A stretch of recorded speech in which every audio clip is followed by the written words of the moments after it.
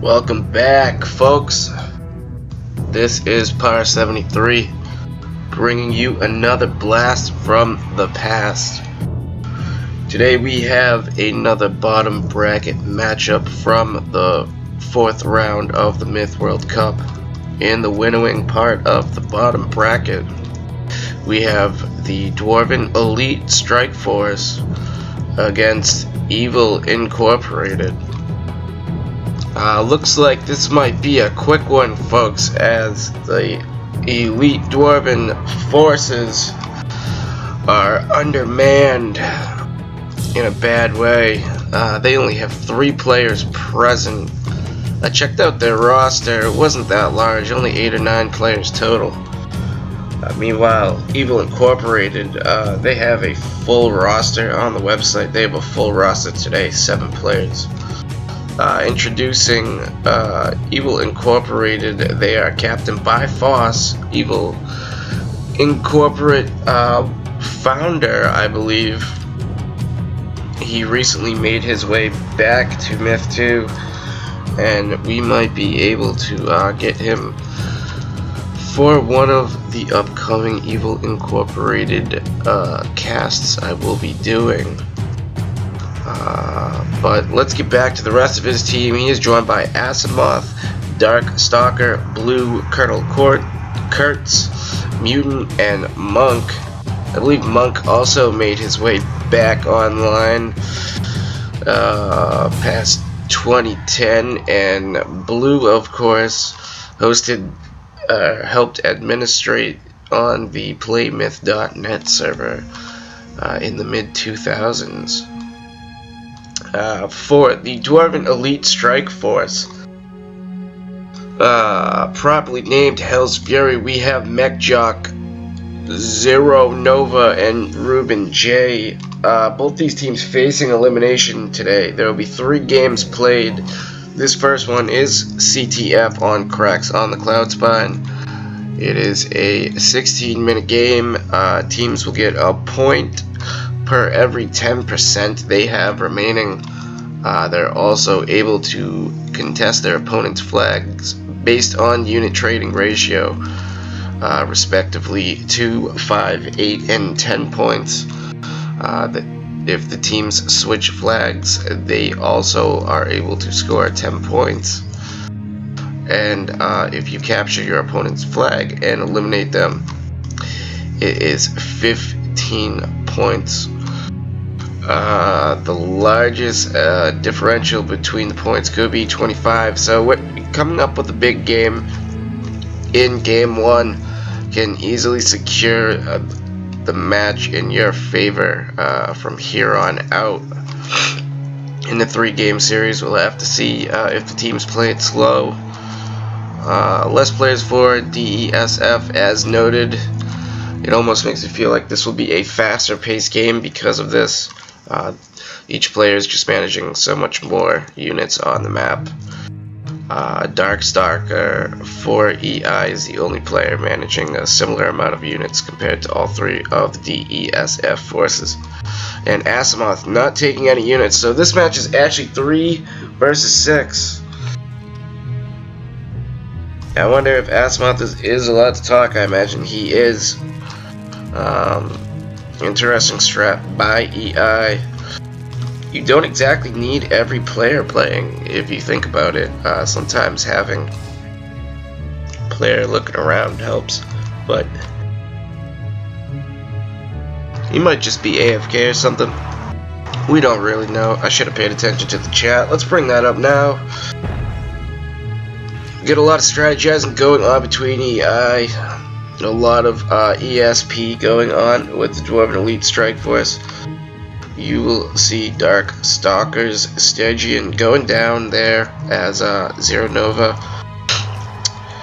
and MechJock control the mid. He's trying to take down Zero Nova's Fearboy Dwarf. Looks like they're naming their units for style points. And we got Elmo, Fearboy.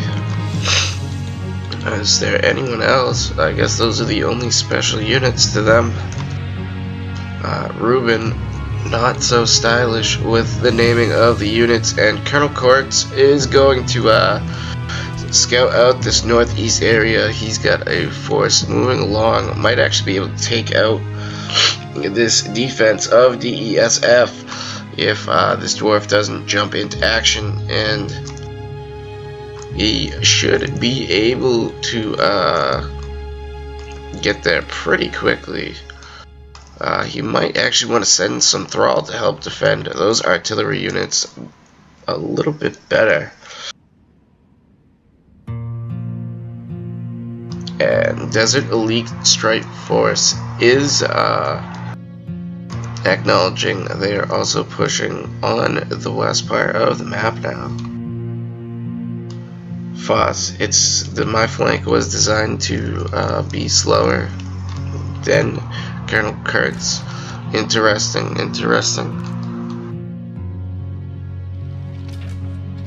Question is, does Ruben have enough to hold down the fort? And if you combine Foss and Colonel Kurtz's percent in comparison to Ruben's 29%, he only has a 3% advantage there. So they might be able to take out this defensive force. It really depends what's going to be happening.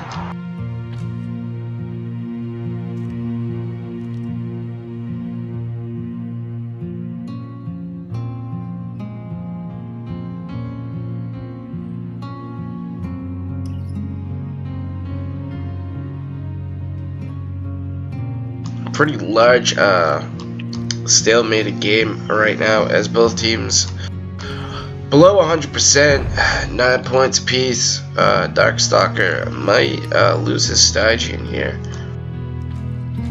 as it takes a shot from Zero Nova's dwarf. Of course, the arrows from the archers can force the Stygian to flinch, but will not inflict any damage on the unit. And Foss is finally going to make his way up towards that western part of the map. Blue and Darkstalker checking out the area over here. Blue shooting one of his arrows, archers, in the back of the head. He can't deal damage to that Stygian anyway. So, poor guy right there.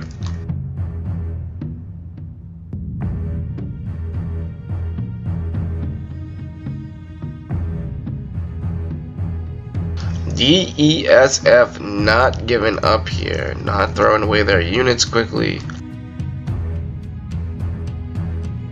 I forget who sent them to the bottom bracket, though I do know that a team known as Snap sent Evil Incorporated to the bottom bracket.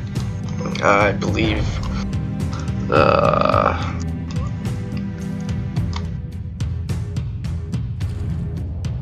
Riz is a part of that team, as well as one other potentially active modern myther.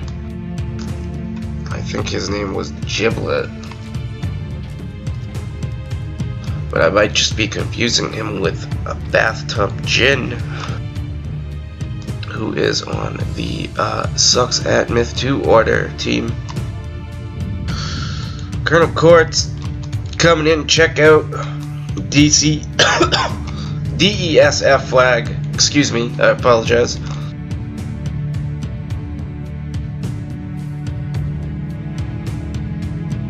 Foss finally getting up to that northwest corner. You can expect them push maybe a little earlier than the end game, as quite the stalemate mid. A thrall has been taken out. The teams kind of just waited out. There's time here, so let's see who sent. Find out who sent Dwarven Elite Strike Force to the bottom bracket, as Ruben defends against Colonel Kurtz's gold pack rush here.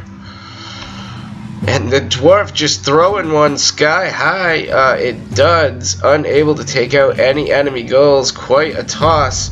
And he's gonna, oh shit, look at that, folks, and that dwarf takes itself out. Ruben, oh poo, oh no. So that battlement, the eastern battlement for the DESF keep, has been neutralized effectively by the goal pack of Colonel Kurtz. Round of applause for him, and Monk is making the suggestion to toss that dwarf up there.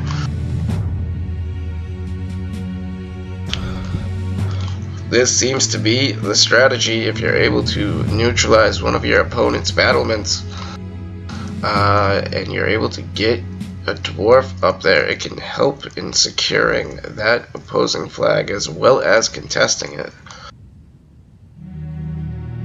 And I believe Foss lost a dwarf somewhere, as he's going to rush this battlement as well. The dwarf had gone down 2 archers. Foss making a run. I thought he would go for the dwarf. He's going to stay on the arcs as his warrior makes his way up. That dwarf will take out all of those units there. And Foss is going to back off. He's not going to take his chances with a dud to take out the dwarf. Effectively so, he doesn't really need to. Ruben might actually want to bring that dwarf down, because it's going to have to deal with these warriors here who will just clean up this area after Colonel Kurtz goes on a ratio spree. Zero Nova moving in for a tag here. That's going to net 2 points for Dwarven Elite Strike Force due to the unit trading ratio. And with the combined dwarf and all these units, I wonder what type of contest that is, as both teams drop below 80 points apiece. They would both end the game with 7 points from the percentages. Dwarven Elite Strike Force getting the 50% tag. Evil Incorporated looks like they will obviously get it here. Foss's warrior is going to get taken out. There's still a stalemate mid. I would go check it out, but there's no action on the minimap. And Foss takes over Kurtz's dwarf here. And he's just going to be dropping bombs, as the Dwarven Elite Strike Force don't have much to take this dwarf out at the moment. MechJock is sending some units back, but they're so out of position they can't effectively help for at least a minute or 2. That dwarf is going to be tossing bombs down, praying for some duds to get that extra range.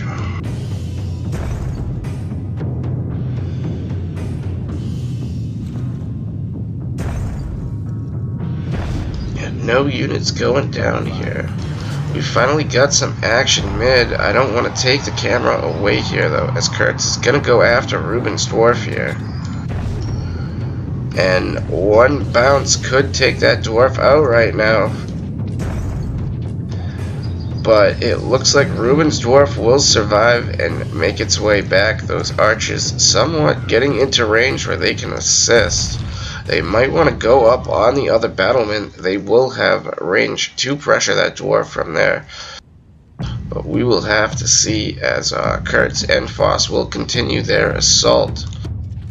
Looks like Dark Stalker has come around and met up with Blue Mid, as MechJock and Zero Nova consider pushing. And a bounce finally going to go off to reach that dud bottle, and all that's on the flag right now are these 2 very weak Thrall for Dwarven Elite Strike Force.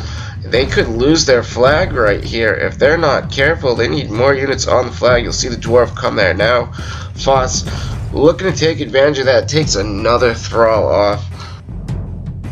It's a game of chess and time right now, as the Dwarven Elite Strike Force just simply can't push their mid without losing units. Their conservative play might cost them the game here with 3:30 left, as they need to come home and neutralize this force that's effectively been picking away at their units. albeit Dwarven Elite Strike Force is up in percentage right now and are pushing this mid-force. However, with only 3 minutes remaining, I do not believe they will have time to effectively neutralize those dwarves on the battlements, making that endgame push very challenging. We might see a draw here, folks. We'll have to pay close attention here, as MechJock's gonna get some flame arrows tossed at him. Zero Nova's dwarf taking out the harassing Stygian. We got body parts flying everywhere. So it looks like Foss got off a nice shot, and Ruben's archer will end up all over the place, dropping the fire arrow. And Evil Ink getting in the contest here, but it's not going to net them any more points. Kurt's just harassing Ruben. I'm surprised he's not going for the dwarf a little bit more. That's the key he has to neutralize, and his archers are going to move up here. Quick fire arrow, and spreading out these archers could take this dwarf out. Looks like he's going to just rush straight up, daggers on the archers, and that bottle will tud.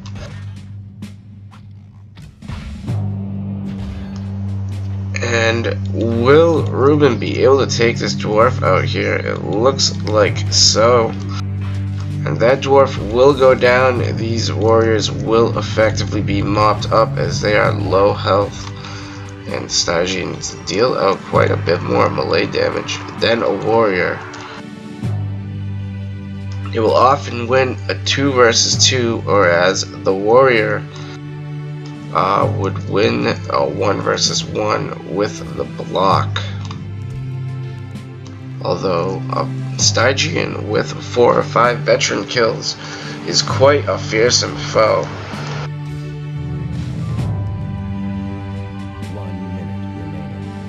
And with 1 minute remaining, looks like Dwarven Elite Strike Force might make a move here. They will most definitely take some losses on the way in, but they just dropped below 70%. So what do they have to lose?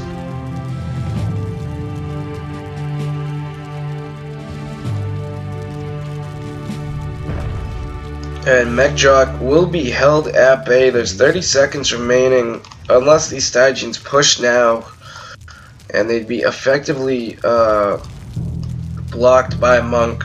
Then there would be a contest. Checking out DESF's flag. There's no action going on there, so this will end. With percents, we got, let's see if this drops below 60.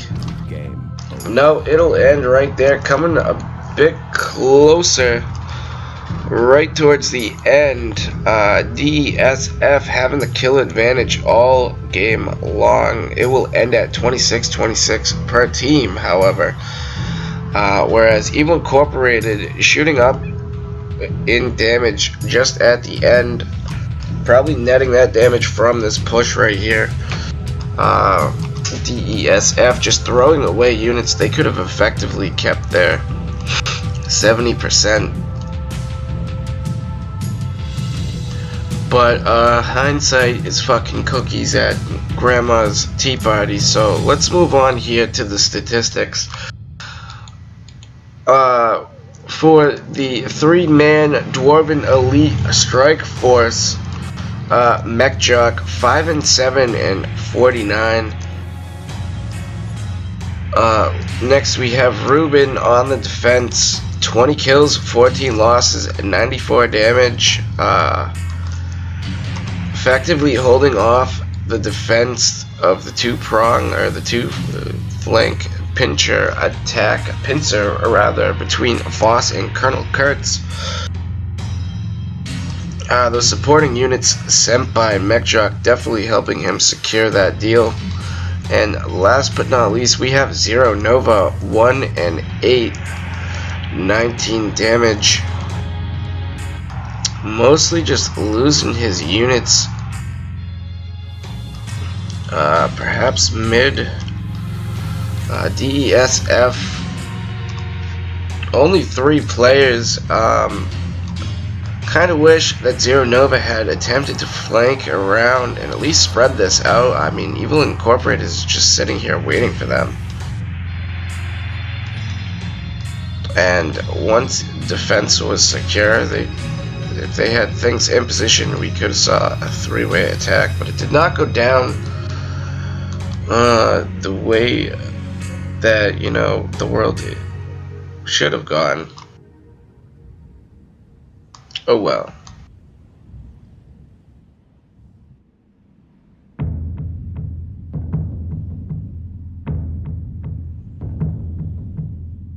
For Evil Incorporated, who are going to take this first game, I was just checking out the score real quick. Because in a perfect world, they're using the CTF scoring system from the mid to late 2000s. And they are not. They're using this magical equation created by MIT specialists and engineers. So what we got going on for the score here.